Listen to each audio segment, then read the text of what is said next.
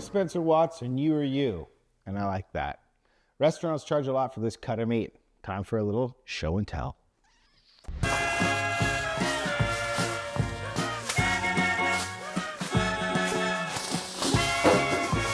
Yeah, this, my friends, is the mighty pork belly.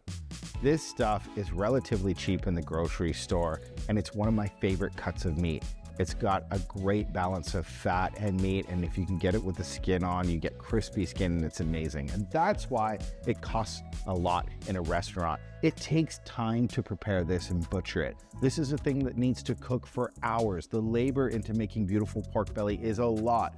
This usually takes a lot of ingredients to prepare. So if you think about in a restaurant, this big slab of pork comes in, it has to be butchered, it has to be cut, it has to be seasoned, air dried for a day. Then it's cooked low and slow over a course of a couple hours. Then it's cooled, then it's pressed, then it's trimmed, then it's portioned. And then finally you get served pork belly. And I love when a restaurant will double down on its flavor and its technique. That's the great part about going out to a restaurant. But there is a way to kind of speed all that up a little bit at home. The marinade and the sauce it cooks in only takes 5 minutes. The only long part is just waiting for it to cook. Let's do this. When I receive a pork belly in a restaurant, usually it's the whole belly, skin on, and there's a lot of butchery work and a lot of trimming. But when you buy it in the grocery store, if you can get it from Costco, most of that work's done for you, and I just cut mine into nice big chunks. And then the sauce is super simple. Pork loves a lot of astringent, high-powered, chip on its shoulder ingredients because of its fat and how mild the meat is. So this marinade is gonna have a ton of Asian stuff in it because I think that's super delicious and it goes really well with the pork. And you probably have most of the stuff in your pantry already, and it's fairly cheap. So let's get into it. First into the party is some dark soy. If you can't find dark soy, go to a specialty market and get it. I use this stuff all the time in marinades. It's the same soybeans that create soy sauce, but they've been fermented for way longer, so it's way darker. It gives a good stain on the meat. It's nice and salty and robust. Then I go in with another soy sauce.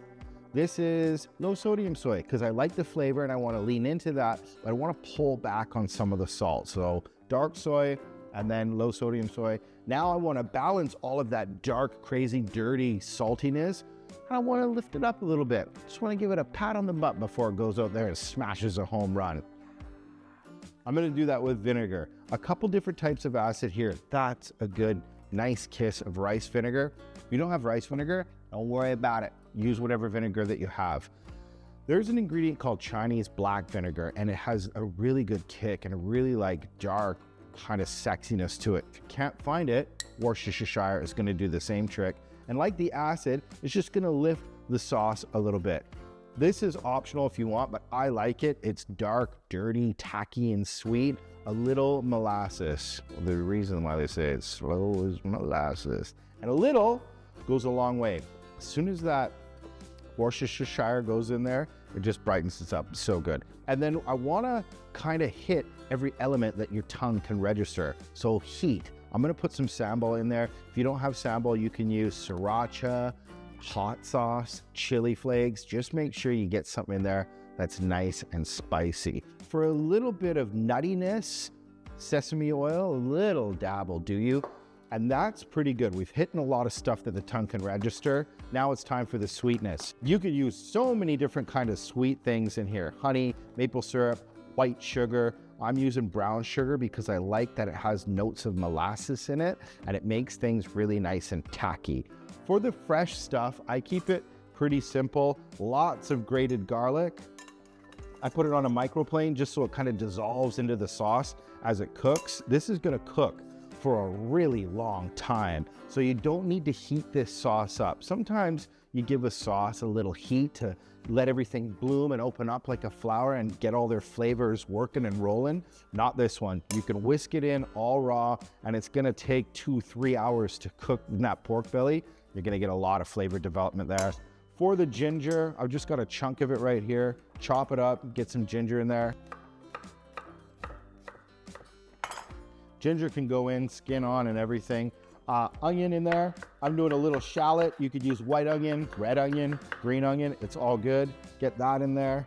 And then I like to give it something a little special, and this is orange juice. You can leave the rind on and everything. Just squeeze the juice into there, leave the whole orange in. It's gonna taste really good. I know it's a lot of ingredients, but they all work together in harmony to make something really explosive, really exciting, and really special. Before I put it onto the pork, I wanna give it a taste. You wanna make sure that you're kind of doing the right thing. You just want it nice and balanced. You want a good balance of heat, tart, salt, acid, bitterness, everything that this whole thing can register. Looks so good. Huge! It's epic. It's gonna be so good on pork. That's the hardest part of this recipe. You just pour that on pork belly, put it in the oven, and go mow the lawn. Pay your taxes. Or do some stuff you've been wanting to take care of. Start that YouTube channel. Go out there and visit your grandmother. Go to the home and book a spot for your crazy mother. This is a base recipe, but as long as you have some salty stuff, some sweet stuff, some bitter stuff, some sour stuff, some aromatic herbs and citrus, have fun with it. Play with it. Give that marinade a good taste. Make sure you go, oh, that's gonna be good. Then wrap it up with a little foil.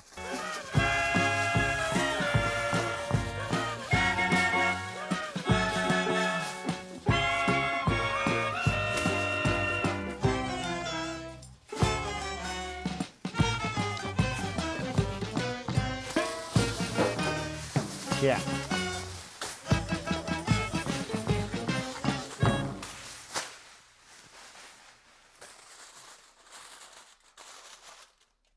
It's ready for the oven.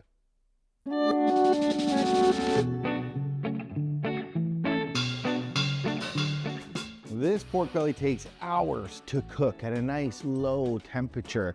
And as it goes on through its time and its journey in the oven, the meat portion of the pork belly gets really nice and tender, and then the fat gives all of its flavor to the liquid. But let this sit here for 10 minutes before you open it up. It just needs to chill out. It's gone through a big old journey. It needs a little bit of a rest.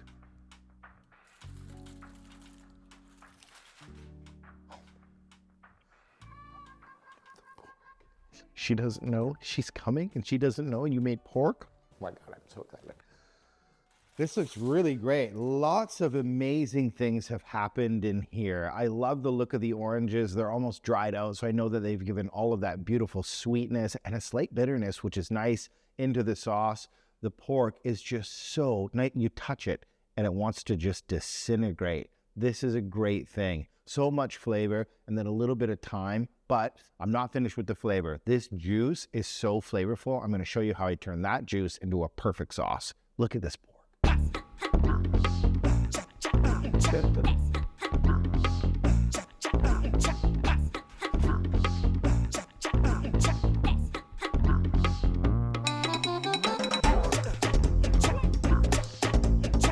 This is all the gold. This is where all the money stays and plays. There's so much flavor in here. Do not get rid of this. I'm gonna turn this into a sauce. But if you can see at the top, there's a lot of fat in there from the pork belly. You wanna remove that fat before you make the sauce. So step one, remove that fat and then get this liquid into a pan.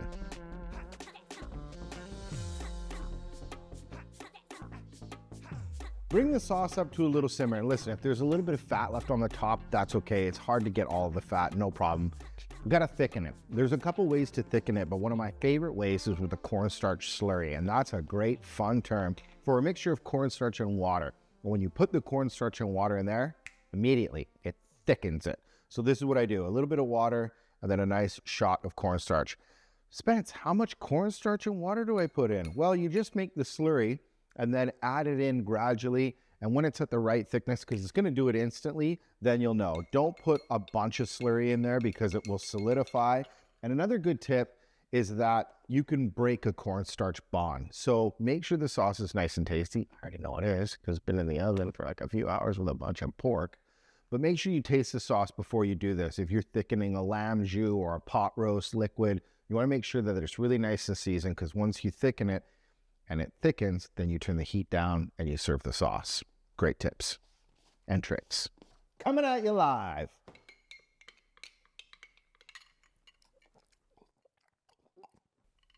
Don't do that.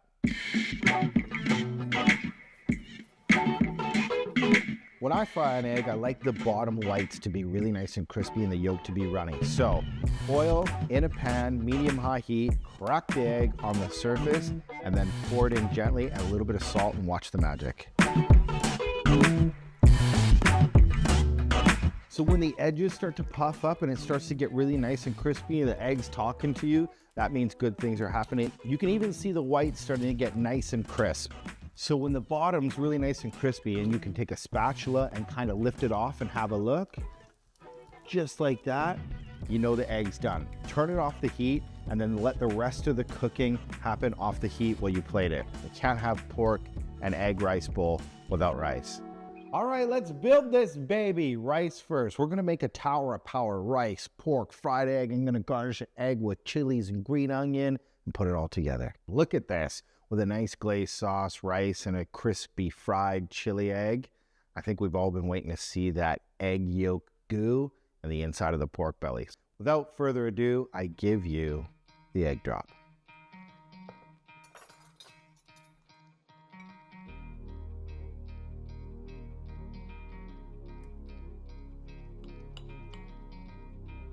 That is a little piece of heaven.